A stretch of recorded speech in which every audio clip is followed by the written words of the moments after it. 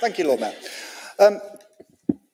It's been an incredible few weeks. As many people have said, it's been difficult to keep up with everything. It's been difficult to believe the events that have taken place. And it's difficult to find the words at times, really. It's a very strange meeting as well, I believe, because if we go back to the reason we're here, what we're actually going to vote on, there's very little to debate or argue about. The Section 151 officer has given us an account of the financial situation. She's given us an account of the reasons. I'm not sure if everyone's quite listened carefully to those reasons, but the reasons were clearly stated. They're no more than the facts. The Chief Executive has given us an outline, a plan to have a plan, if you like. It's not possible to go into any more detail at this moment, but we're all agreed, I assume, that that's what's going to go ahead.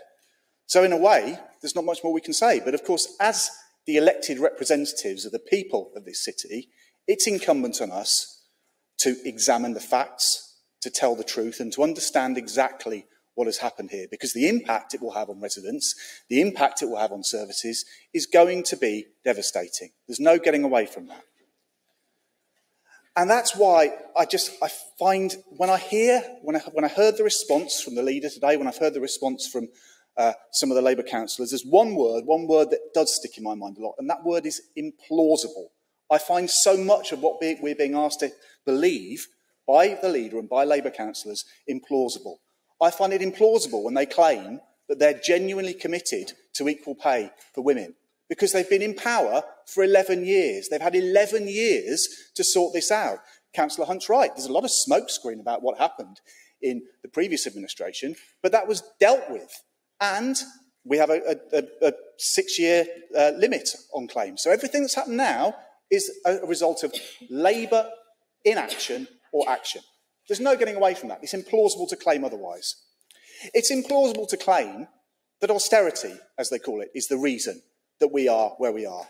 Again, I don't think Councillor Cotton was listening to what the Section 151 officer says, because he appeared to attribute words about what had happened in other councils, about social care and other pressures that weren't in there.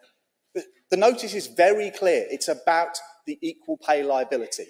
That is why we are here. It is implausible to claim otherwise. And the third implausible thing that we're being asked to believe is that somehow Councillor Cotton and the rest of the Cabinet, who've sat round that Cabinet table, most of them for many years, didn't know about the scale of liability until June of this year.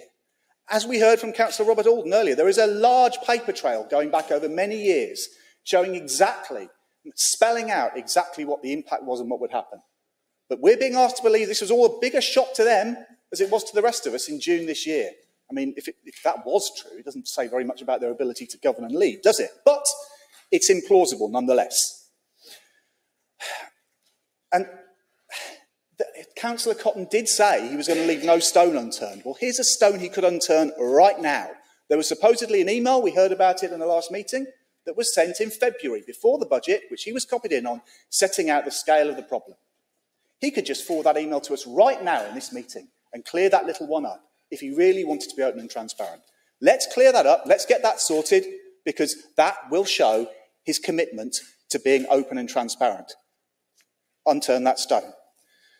So, Lord Mayor, unfortunately, what I'm hearing is one thing that is fairly plausible. And what's plausible is that Labour do not want to take responsibility. They do not want to lead.